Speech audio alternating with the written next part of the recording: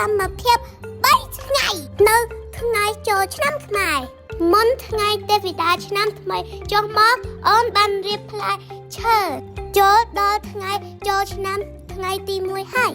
អូនបានទៅអុជធូបដើម្បីទទួលទេវតាឆ្នាំថ្មីនៅគ្រប់ទីកន្លែងដែលអូនបានរៀបចំសម្រាប់ទេវតាឆ្នាំថ្មី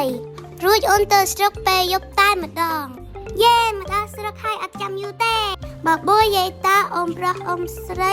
និងបងប្អូនទាំងអស់លេងល្បែងប្រជាប្រិយសូម្បីក៏យាយទួតក៏អត់លើកលែងឲ្យដែរ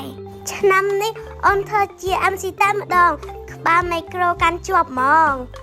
ដែរខ្លាំងវាយអត់បាយកលីង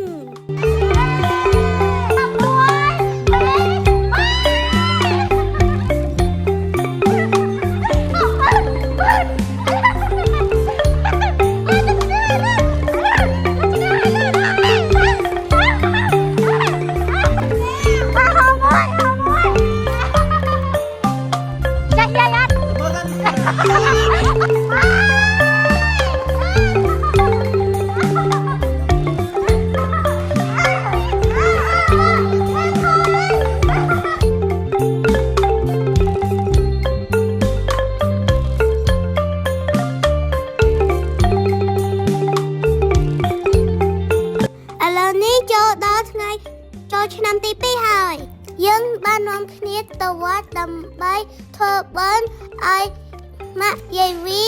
ដែលបានចែកឋានទៅអូនបានរាប់បាត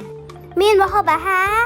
មានទាំងបាយនិងបច្ច័យ4និងបានចូលបុណ្យដើម្បីកសាងវត្តដែររួចប្រគេនចង្ហាន់ជូនព្រះសង្ឃដើម្បីឧទ្ទិសកុសលជូនញាតិទាំង7សន្តានក្មេងៗបងប្អូនឡើងច្រើនឥឡូវនេះយើងបានមកដល់វត្តមួយទៀតហើយអូនបានពូនភ្នំសាច់ដើម្បីរំដោះគ្រោះ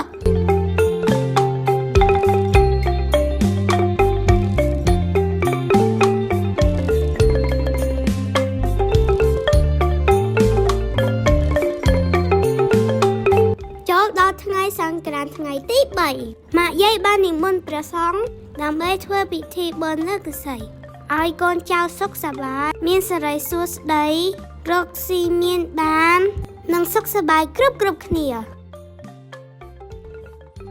ក្នុងនេះដែរម៉ាក់អូនក៏បានរៀបចំកម្មវិធីស្រង់ព្រះយាយតាបានជូនពរកូនចៅឲ្យមានសិរីសួស្តីរួចក៏ចាប់ផ្ដើមកម្មវិធីស្រង់ព្រះជូនអ្នកមានគុណមានទាំងកូនប្រកើតកូនវិសាចៅទូចធំទាំងប្រុសទាំងស្រីសែកសំបាយតម្រង់ជួរគ្នាម្ដងម្នាក់ឥឡូវ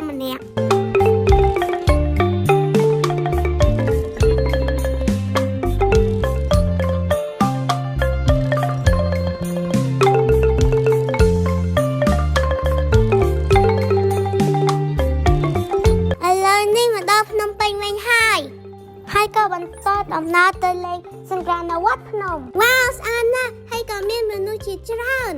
មានចាស់មានក្មេងហើយមានប្រុសមានស្រីមនុស្សច្រើនខ្លាំងមែនទែនមើលការរៀបចំឆ្នាំនេះឡើងអត់ទាស់ស្អាតប្លែកគ្រប់ទីកន្លែងនោះក៏មានការតុបតែងលម្អ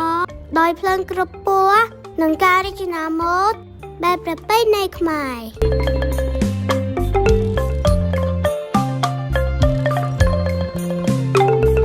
សម្រាប់ពេលយប់ក៏មិនចាញ់ពេលថ្ងៃដែរតោះចង់ដឹងសង្ក្រាន្តវត្តភ្នំមានអីសប្បាយអស្ចារ្យខ្លះតាមវីដេអូអូនដល់ចាប់មក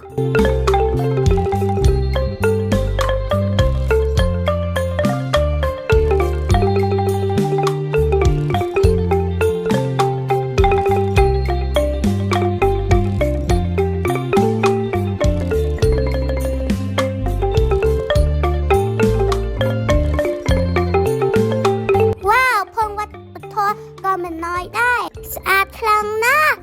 មានការតុបតែងលម្អប្រពៃណីខ្មែរ